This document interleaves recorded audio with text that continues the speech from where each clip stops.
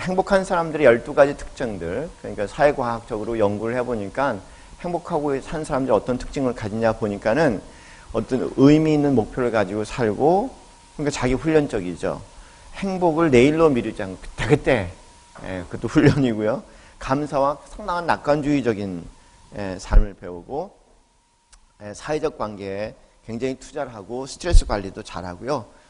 몸과 그 영혼의 건강을 잘 살핀다.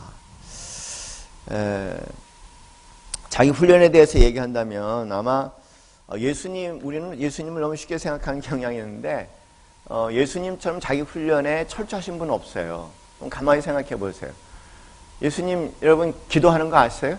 예수님 이름 이병에 늘 일어나서 기도하시고 그 다음에 다 사역하시다가 지치면은 그냥 제자들 다 보내고 당신 혼자 한적한 곳에서 또 휴식하시고 기도하시고 때로는 한밤중에 나가셔서 기도하시고 기도에 철저하게 훈련되신 분입니다.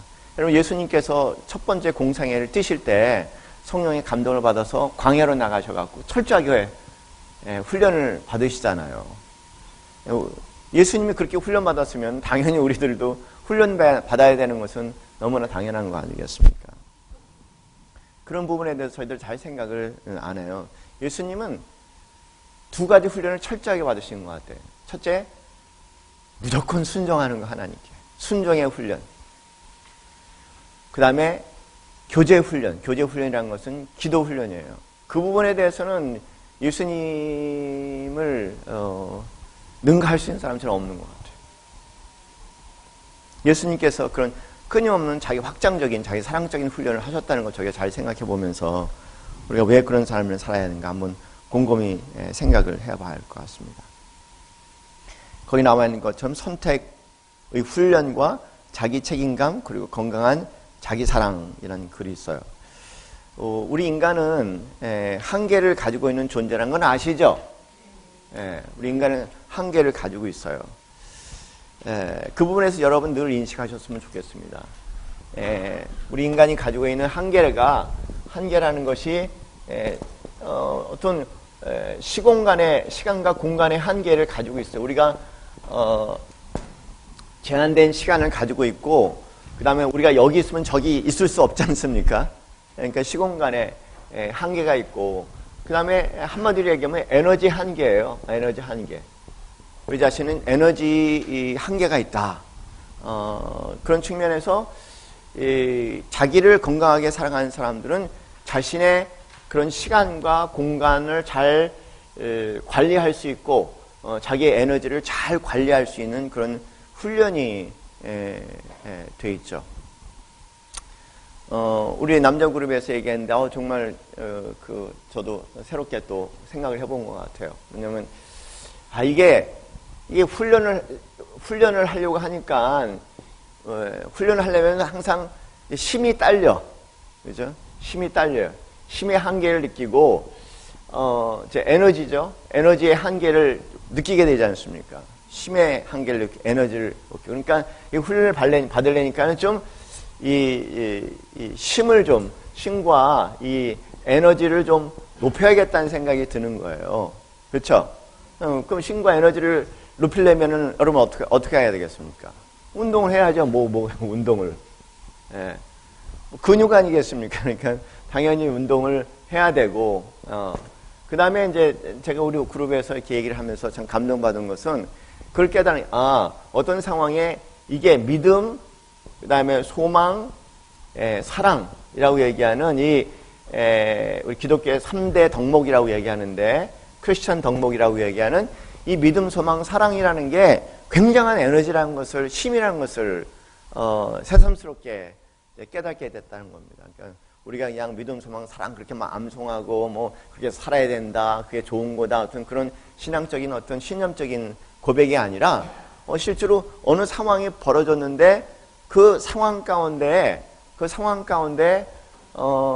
이렇게 가만히 그냥 상황을 보면 그냥 점점 힘이 없고 가라앉지만 그 안에서 뭔가 믿음과 소망과 사랑을 느끼게 되면은 이렇게 움직일 수 있고 내 자신을 훈련시킬 수 있는 힘이 그 안에서 나오다는 겁니다. 그런 삶을 뭐라고 얘기하냐면 믿음, 소망, 사랑이 중요한 것은 아닌데 내 삶에 하나도 적용되지 않은 사람을 종교적 삶이라고 얘기합니다. 신념과 신조에 그치는 종교적 삶이라고 얘기하면 그것이 내 삶에 그렇구나, 그렇게 살고 싶다라고 전환될 때는 영적인 삶이 되기 시작하는 거예요. 그걸. 그래서 영성이라는 것은 생활을 얘기합니다. 모든 게 이 한계성 가운데 에너지 싸움이에요. 이렇게 보면은 많이 생각해 보셔야 됩니다. 에너지 싸움이에요. 여러분 이제 엔트로피 법칙이라는 거 알죠? 엔트로피 법칙은요, 산이 이렇게 막 요리지만 시간이 지나가면은 좀 이랬다가 시간이 지나면 좀 이랬다가 시간이 지나면 이렇게 되는 거 있지 않습니까? 높은 에너지에서 자연은 그렇습니다. 자연이라는 것은 높은 에너지에서 계속해서 낮은 에너지로 흐르게끔 되어 있습니다. 그러니까 가만 놔두면 무너지게끔 되어 있어요. 제가 말씀드릴게요. 가만 놔두면 무너집니다. 그래서 이 세상에서 제일 인간을 무기력하게 만드는 것이요, 게으름입니다. 게으름 가운데 빠지면은 이 엔트로피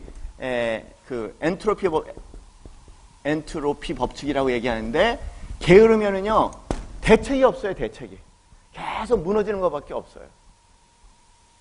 그리고 끝에 가서는 여기서 완전히 아무것도 할 수 없는 무력감이라는 것을 느끼게 되는 거죠. 아무것도 할 수 없어요. 어떻게 우리는 영적인 삶은 뭐라고 했냐면요, 이건 자연적인 삶이라고 얘기한다면, 영적인 삶은 끊임없이 역행하는 거예요. 역행하는 거. 어떻게 이 엔트로피 법칙, 자연의 법칙이라고 얘기하는 이 엔트로피 법칙에 우리가 역행해서 끊임없이 무너지는 것을 갖고 높은 에너지로 우리가 우리 자신을 상승시킬 수가 있겠느냐. 이 힘을 가지고 뭔가 할 수 있지, 이 힘을 갖고는 아무것도 할 수가 없으니까. 이게 영적 삶이라고 얘기합니다. 종교적 삶을 얘기하는 게 아니라 영적 삶이라고 얘기했어요. 영적 삶. 영적 삶이라는 것은 엔트로피 법칙에 역행하는 힘을 키우는, 역량을 키우는 그런 것들을 얘기하니까, 아까 말씀드린 것처럼 이게 이런 상황에 믿음, 소망, 사랑을 그 안에서 느끼니까는 그게 이렇게 무너져가는, 가만 놔두면 계속 무너지고 무기력하게 갈 수 있는 것을 내 자신을 추스려서 다시 그 일을 이렇게 해치고 나갈 수 있는 힘을 우리에게 주기 시작하더라는 겁니다. 여러분, 이걸 깨달을 때 종교적인 삶에서 벗어나서 영적인 삶을 살 수 있어요. 대부분 우리가 굉장히 힘들게 사는 이유는 종교적인 삶을, 영적인 삶을 구별도 못하고 되게 영적인 삶, 이렇게 살아야 된다, 저렇게 살아야 된다, 믿음, 소망, 사랑의 삶을 살아야 한다, 이거 있지 않습니까? 강박적인 신앙이 종교적인 삶이라고 얘기합니다. 그게 아니라 깨달아. 여기 이렇게 보니까 이런 상황에 그 믿음, 소망, 사랑을 갖지 않으면 나는 인생 끝이야. 믿음, 소망, 사랑을 가져야 돼. 이 길밖에 없는 거야. 그리고 실제로 믿음, 소망, 사랑을 가지니까는 일어나서 뭔가 움직이기 시작한단 말이에요. 그 상황 가운데서 도저히 움직일 수 없는 상황 가운데서 그런 삶을 영적인 삶이라고 얘기합니다. 왜 이 한계성에 대해서 저희가 늘 가지고 있고, 이런 한계가 있기 때문에 이제 우리가 얘기하는 관리라는 말이 나오고요. 관리라는 말이 나와요.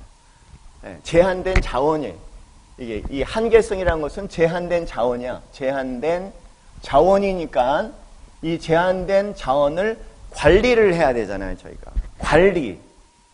이 관리가 훈련이라고 얘기하는 겁니다. 관리가.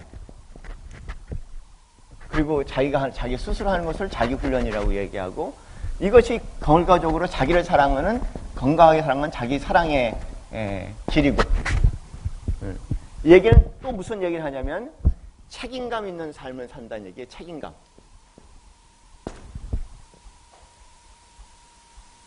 책임감입니다.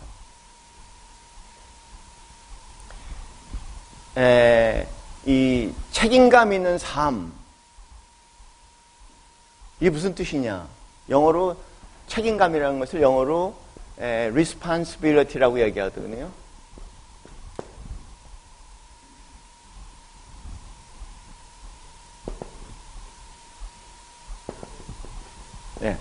책임감이라고 얘기하는 거예요. 책임감. 책임감은 어떤 뜻이냐면요. 이런 뜻입니다. 선택 플러스 그 다음에 그 선택의 결과뿐만 아니라 그 선택으로 인해서 치러야 할 그 대가까지도 다 염두에 두고 선택을 하는 것을 얘기를 합니다. 이 세상에 좋은 게 좋은 것은 없어요. 뭔지 선택을 하면은 그 선택에 했기 때문에 내가 원하는 것이 있기 때문에 선택을 해야 되는데 일단 선택을 하면은 문제가 생겨. 왜냐하면 그 결과가 잘못될 수도 있거든. 그럼 거기에 대해서도 기꺼이 대가를 치를 각오를 해야 돼요. 그래서 그걸 생각할 수 있어야 돼요, 항상. 책임감이라는 것은 그런 뜻입니다.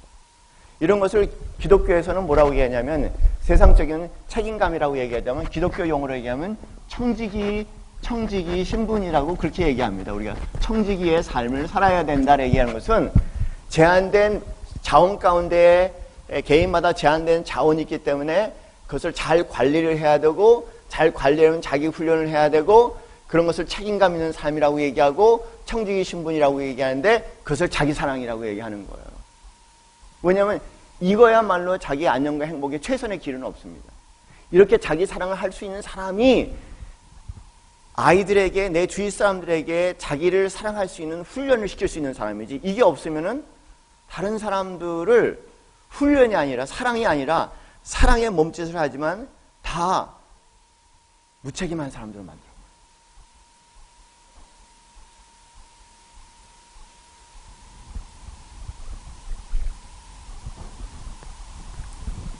그래서 여러분이 교재 보시면 거기에 이제 그런 이 한계성 때문에 우리는 항상 기억하세요. 내가 뭘 택하면 뭐는 할 수가 없어. 내가 예수를 믿기 시작했으면은 뭘 못 믿어요. 그렇게는 못 믿지. 예수도 이 힌두교인들입니까? 힌두교인들은 예수도 믿고 불교도 믿고 하여간 갖다 주면 다 믿어. 뭐냐면 하나 더 첨가하는 거 괜찮거든요. 그 사람들은요. 예. 흥미로운 것은 뭐냐면 그냥 온통 혼돈이야. 혼돈. 뭐든지 그래요. 선택을 하면은 그 선택에 대한 그 긍정적인 부분도 있지만 그것으로 인한 또 치러야 할 항상 어떤 그 대가도 항상 있다는 걸 생각을 해야 됩니다. 내가 오로지 나를 생각하지 않고 모든 사람을 위해서 상대를 위해서 오로지 산다면은 그것도 훌륭한 선택일 수 있어요. 어떻게 보면은. 예. 그래서 상대에게 당신 같은 사람 없다고 얘기 들을 수 있어요. 예. 그러나 그건 또 뭘 의미할까? 그것으로 인해서 치러야 할 대가는 뭘까? 나는 없어요. 그걸 다행히 상대가 계속 인정을 해주면 괜찮겠지만 만약에 상대가 인정해주지 않으면 어떡할 거예요? 모든 일이 그런 원리 가운데 나가기 때문에 하나님과의 관계에서도 항상 선택이 굉장히 중요하다.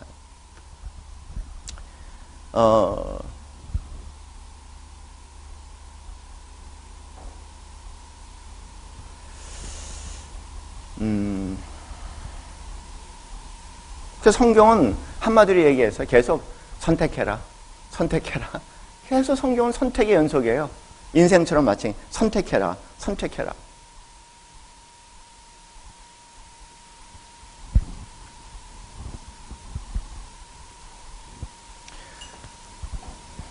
자기 훈련의 가장 기본은 이런 한계성으로 인해서는 제한된 자원을 가지고 살아야 되는데 이 땅에 사는 동안 이 제한된 자원을 잘 관리를 해야 되고 자기 훈련을 해서 잘 관리를 해야 되고 책임 있게 살아서 참 보람있게 나도 살고 상대도 보람있게 성장할 수 있도록 도와줘야 되고 그런 것들을 청지기 신분이라고 얘기하고 궁극적으로 자기 사랑하는 길인데 알고 보면 주위를 사랑하는 그런 이제 사랑의 길이라는 거 여러분이 생각해 보셨으면 좋겠어요. 또 하나 이제 4쪽부터 굉장히 길게 나와 있는데 여러분이 어렵습니다. 굉장히 어려운 얘기인데 4쪽부터 쭉 보시면 이제 8쪽까지 굉장히 길게 나와 있습니다. 요약해서 제 설명을 드리면 여러분이 집에 가서 읽으셔도 이해하실 수 있다고 생각하고 막 이해가 안 되면 다음 주에 물어보세요.